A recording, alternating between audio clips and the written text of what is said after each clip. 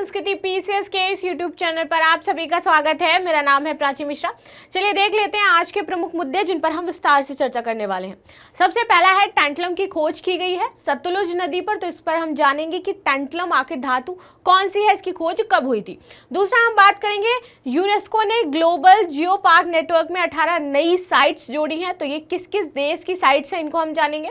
तीसरा हम जानेंगे कि बैडमिंटन रैंकिंग में सबसे अधिक समय तक पहले स्थान पर रहने वाले भारतीय खिलाड़ी कौन कौन से हैं, क्योंकि उन्होंने साइना नेहवाल का जो रिकॉर्ड था उसको तोड़ा है। चौथा है इंद्र ऐप और अंत में है बाघ पुनर्वास योजना, तो इसके बारे में हम विस्तार से चर्चा करने वाले हैं। सबसे पहले हम बात करेंगे टैंटलम धातु की, जिसकी खोज कहां पर की गई है, सतलुज नदी पर इसकी खोज की गई है। चलिए आगे बात करते हैं इसको खोजा किसने है, तो भारतीय प्रौद्योगिकी संस्थान आईआईटी रोपड़ के जो शोधकर्ता हैं उसके द्वारा इन्हें खोजा गया है। चलिए बात कर लेते हैं आगे टैंटलम के बारे में। बेसिकली टैंटलम क्या होता है, एक बहुत ही चमकदार होता है धातु, साथ ही साथ चमक के साथ ये कठोर भी होता है और लचीला भी होता है। तो ये बहुत कठोर, लचीला और चमकदार धातु है। यह अत्यधिक संक्षारण प्रतिरोधी जो इसमें क्षमता है वो अधिक होती है। यह आर्थिक दृष्टि से भारत के लिए बहुत ही ज़्यादा महत्वपूर्ण हो जाता है, क्योंकि यह एक दुर्लभ धातु है। इसके प्राइसेस जो है मार्केट में बहुत ज़्यादा है। दुर्लभ का मतलब बहुत ही कम मिलती है। ठीक है, इसका उपयोग इलेक्ट्रॉनिक उत्पाद में बेसिकली किया जाता है, आपके सेमीकंडक्टर्स जो है उसमें बनाने में किया जाता है। आगे बात कर लेते हैं इस दो जो धातु है इसकी खोज बेसिकली कहाँ पर की गई थी, तो स्वीडन में की गई थी। ठीक है, और स्वीडन में कब हुई थी, तो 1802 में एंडर्स गुस्ताव एकेबर्ग द्वारा की गई थी। और इसका नाम जो रखा गया था, यहाँ के यूनानी राजा थे टैंटलस, इनका नाम क्या था, टैंटलस, और उन्हीं के नाम पर इसका नाम क्या रख दिया गया, टैंटलम धातु रख दिया गया। ठीक है, क्योंकि ये यूनान के राजा थे टैंटलस। चलिए, तो ये आपने समझ लिया टैंटलम के बारे में। अब आगे बात कर लेते हैं थोड़ा सा सतलज नदी के बारे में। सतलज नदी का जो पुराना नाम है या प्राचीन नाम है उसको हम कहते हैं शतुद्री। ठीक है, इसका जो उद्गम स्थल है वो तिब्बत के राकसताल से ये निकलती है, झील है वहां पर एक राकसताल झील, उस झील से निकलती है और भारत में पेश करती है शिपकिला जो दर्रा है वहां से भारत में क्या करती है, प्रवेश करती है। ठीक है, भारत में यह हिमाचल प्रदेश और पंजाब में बहती है और साथ ही साथ पाकिस्तान के साथ ये हमारी क्या है, बाउंड्री लाइन भी बनाती है, सीमा का निर्धारण करती है। कौन सी नदी, सतलज नदी। यदि मैं बात करूं उसकी टोटल लंबाई की, तो टोटल लंबाई है इसकी 2459 किलोमीटर टोटल। ठीक है, सतलज नदी की सहायक नदी दक्षिण में तो ये है आपकी सिंधु, और भारत में सिंधु की सबसे लंबी सहायक नदी है कौन सी, सतलज। आगे बात कर लेते हैं, सिंधु की एकमात्र सहायक नदी है जो तिब्बत से निकलती है और इसकी सहायक नदियां कौन कौन सी है, चिनाब, व्यास, बासपा, स्पीति और स्वया। ठीक है, तो इसको याद रहेगा आपको। आगे चलिए नेक्स्ट बात कर लेते हैं हम, सतलज नदी परियोजनाएं इस पर कौन कौन सी चल रही हैं। सबसे पहली है लुहरी स्टेज 1 जल विद्युत परियोजना जो कि हिमाचल प्रदेश में चल रही है। दूसरी जो है वो बहुत ही इंपॉर्टेंट है, आपने नाम सुना होगा भाखड़ा नागर बांध का। ठीक है, एशिया का सबसे ऊंचा बांध है इसलिए इंपॉर्टेंट हो जाता है। तीसरा है गोविंद सागर झील, ये हिमाचल प्रदेश के बिलासपुर जिले में है। और चौथा है इंदिरा गांधी नहर जो यहाँ पर बनी है। ठीक है, चलिए अब बात करेंगे यूनेस्को ने जो 18 आपकी कौन सी साइट्स जोड़ी हैं, जियो पार्क नेटवर्क में 18 साइट जोड़ी हैं, इनको हम जानेंगे बेसिकली कि ये साइट कहाँ कहाँ से जोड़ी गई हैं। तो ये जो साइट्स जोड़ी गई हैं ये आपकी ब्राजील से जोड़ी गई हैं, चीन से, क्रोएशिया से, डेनमार्क से, फिनलैंड से, फ्रांस, ग्रीस, हंगरी, पोलैंड, पुर्तगाल और स्पेन यहाँ पर स्थित है, यहाँ से ये जोड़ी गई हैं। अब यदि मैं बात करूं कि ये जो जियो पार्क है इनकी कुल संख्या कितनी हो गई है इनके जुड़ने के बाद, तो दैट इज 213। और बेसिकली ये कितने देशों में मौजूद हैं, तो ये 48 देशों में आपकी कितनी साइट्स पाई जा रही हैं, 213 साइट पाई जा रही हैं। ठीक है, यूनेस्को ग्लोबल जियो पार्क की शुरुआत जो की गई थी वो 2015 में की गई थी। ये बेसिकली करते क्या है, उनका संरक्षण करते हैं पार्क का, जो इससे संबंधित होते हैं हिस्टोरिकल रूप से, जो हमारे एनवायरनमेंट के लिए इंपॉर्टेंट होते हैं, तो उनका संरक्षण किया जाता है। ये अंतर्राष्ट्रीय महत्व में भूवैज्ञानिक विरासत को मान्यता देता है। ठीक है, आगे बात कर लेते हैं यूनेस्को की। तो यूनेस्को संयुक्त राष्ट्र की एक विशेष एजेंसी है जिसका उपयोग होता है शिक्षा के क्षेत्र में बढ़ावा देने के लिए, सहयोग, कार्य, फंडिंग जो भी वह कर सकता है वह करता है। कला के क्षेत्र में, विज्ञान के क्षेत्र में और संस्कृति में अंतर्राष्ट्रीय सहयोग के माध्यम से विश्व शांति की स्थापना करना है। ठीक है, इसकी स्थापना जो हुई थी 1945 में हुई थी, मुख्यालय इसका पेरिस में स्थित है। ठीक है, तो आई होप ये आपको पता चला होगा। आ जाते हैं बैडमिंटन। देखिए ये इंपॉर्टेंट इसलिए हो जाता है क्योंकि यहाँ पर ये 1 वीक तक जो अभी ये रिकॉर्ड था बेसिकली ये साइना नेहवाल के पास था कि बैडमिंटन में क्या है शीर्ष रैंकिंग पर रहने का 1 वीक से ज्यादा का। लेकिन अब यह रिकॉर्ड किसने तोड़ दिया है? तो चिराग शेट्टी और सात्विक साईराज, इनके द्वारा ये जो एक तरीके से रिकॉर्ड था वो तोड़ दिया गया है, क्योंकि पहले रिकॉर्ड था साइना नेहवाल के पास। ठीक है, तो ये बेसिकली 10 सप्ताह से दुनिया में नंबर 1 पुरुष युगल जोड़ी जो है वो बनी हुई है।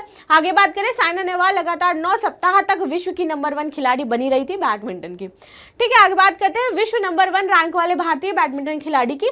तो बैडमिंटन वर्ल्ड फेडरेशन ने 1 अप्रैल 1995 से रैंकिंग प्रणाली की शुरुआत की थी कि वर्ल्ड लेवल पर कौन सबसे फर्स्ट प्लेस पे है।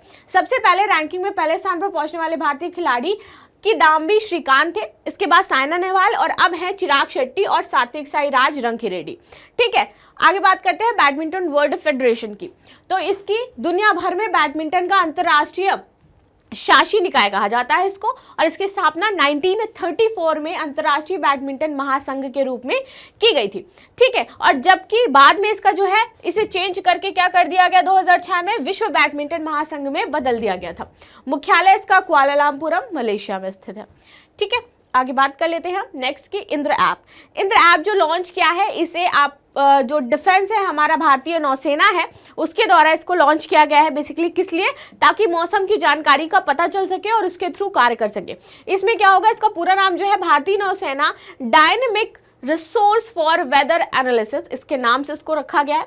यह त्वरित निर्णय लेने में सशक्त होगा और मौसम संबंधी जो जानकारी है और पूर्वानुमान है वो फौज को प्रदान करेगा, यानी कि जो एयरफोर्स है हमारी उसको देगा। यह भारतीय नौसेना के नौसेना समुद्र विज्ञान और मौसम विज्ञान निदेशालय समन्वय से बिसैग यानी कि भास्कराचार्य राष्ट्रीय अंतरिक्ष अनुप्रयोग और भू संरचना विज्ञान द्वारा विकसित किया गया है। ठीक है, तो ये आपको याद रहेगा। आगे बात कर लेते हैं हम नेक्स्ट किसके बारे में, बाघ पुनर्वास योजना के बारे में, बहुत ही इंपॉर्टेंट हो जाता है। तो इस योजना के तहत क्या क्या गया है कि उत्तराखंड के जो 4 बाघ थे उनको कहाँ भेज दिया गया है, राजस्थान में स्थानांतरित कर दिया गया। अभी आपने देखा होगा कूनो नेशनल पार्क में कुछ बाघ लाए गए थे, धीरे धीरे करके उन सभी बाघों की लगभग क्या हो गई, मृत्यु हो गई। ठीक है, इसके बाद अब क्या किया गया है कि क्योंकि वो बाघ हम कहाँ से लाए थे, किसी और नामीबिया से लेकर के आए थे। वहाँ का जो इन्वायरमेंट है, वहाँ का जो एक तरीके से आप कह सकते हो परिस्थितिकी तंत्र है, वहाँ की जो जलवायु है, डिफरेंस है थोड़ा सा भारत से। और जब वो यहाँ पर लाए गए तो एक एक करके वो क्या है उन सबकी डेथ होती चली गई, जबकि हम लाए थे कि हम क्या है इनको रखेंगे और इससे बाघों की संख्या में बढ़ोतरी होगी, बट ऐसा कुछ हुआ नहीं। इस योजना के तहत उत्तराखंड में 4 बाघों को अब राजस्थान भेज दिया गया है। राष्ट्रीय बाघ संरक्षण प्राधिकरण के अनुसार राजस्थान भेजे जाने वाले जो बाघ है वो संरक्षित वन क्षेत्र से नहीं बल्कि बफर जोन से पकड़ करके लाए गए हैं। ठीक है, हाल ही में उत्तराखंड में 4 बाघों को कॉर्बेट बाघ अभ्यारण्य से राजाजी जो अभ्यारण्य है वहां पर स्थानांतरित कर दिया गया है। राष्ट्रीय बाघ संरक्षण प्राधिकरण यह एक क्या है, वैधानिक निकाय है आपका, और इसके जो गठन है वो वन्यजीव संरक्षण अधिनियम 1972 की धारा 38L1 के तहत वर्ष 2005 में की गई थी टाइगर टास्क फोर्स की सिफारिशों पर। ठीक है, ये क्या कर रहे थे कि टाइगर से संबंधित जो भी बफर जोन है, संरक्षण क्षेत्र है, उनका हमें समन्वयन कैसे करना है, उनका प्रजनन कैसे करवाना है, कैसे उनको मतलब उनका संरक्षण पूरी तरह से किस प्रकार से होना है, उसके तहत किया गया था। कॉर्बेट टाइगर रिजर्व की यदि मैं बात करूं तो ये भारत का पहला राष्ट्रीय पार्क है और इसकी स्थापना 1936 में की गई थी। ठीक है, इसका नाम जो था वो पहला था हैली नेशनल पार्क, बाद में इसका नाम जो है वो चेंज कर दिया गया और 1973 में इसको टाइगर प्रोजेक्ट के अंतर्गत ला दिया गया था।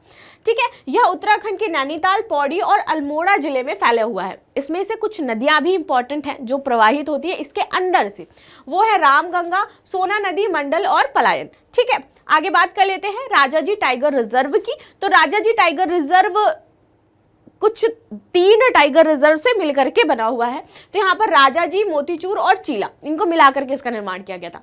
ठीक है, इसका नाम जो रखा गया था वो यहाँ के बहुत ही प्रसिद्ध स्वतंत्रता सेनानी थे, उनका नाम था सी राजगोपालाचारी। तो इन्हीं के नाम पर राजाजी टाइगर रिजर्व का नाम रखा गया। यह हरिद्वार उत्तराखंड में शिवालिक पर्वतमाला की जो तलहटी है वहां पर स्थित है और यह राष्ट्रीय उद्यान का हिस्सा है हमारा। इसकी स्थापना 1983 में की गई थी। आगे बात कर लेते हैं, इसे वर्ष 2015 में देश का 48वां बाघ अभ्यारण्य जो है वो घोषित कर दिया गया था। भारत में जो बाघ संरक्षण की स्थिति है, एक बार इस पर भी नजर डाल लेते हैं। तो भारत में भारतीय वन्यजीव बोर्ड द्वारा 1972 में शेर के स्थान पर बाघ को राष्ट्रीय पशु के रूप में स्वीकार किया गया।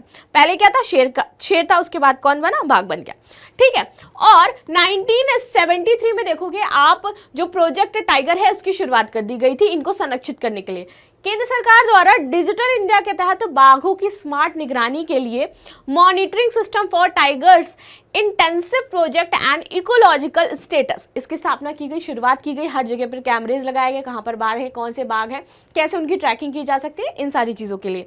बाघों के संरक्षण को प्रोत्साहन देने हेतु प्रतिवर्ष 29 जुलाई को विश्व बाघ दिवस भी मनाया जाता है। बाघ की जो संरक्षण स्थिति है, इसकी यदि मैं बात करूं तो वन्यजीव अधिनियम 1972 के तहत अनुसूची 1 में इसको रखा गया है। ये क्या है, लुप्तप्राय लिस्ट में आता है IUCN की। वन्य जीवों और वनस्पतियों की लुप्तप्राय प्रजातियों में अंतर्राष्ट्रीय व्यापार पर कन्वेंशन परिशिष्ट वन में इसको स्थान दिया गया है। तो ये थे आज के प्रमुख मुद्दे जिन पर हमने विस्तार से चर्चा करी। अंत में देख लेते हैं प्रश्न क्या है कि हाल ही में किस नदी में टैंटलम की खोज की गई है, सिंधु, रावी, सतलुज और झेलम। आप सभी ज्यादा से ज्यादा आंसर देने का प्रयास कीजिए कमेंट बॉक्स में। कोई क्वेरी होती है तो अवश्य पूछें। मिलते हैं नेक्स्ट क्लास में, तब तक के लिए धन्यवाद। लाइक शेयर सब्सक्राइब करना बिल्कुल भी न भूलें।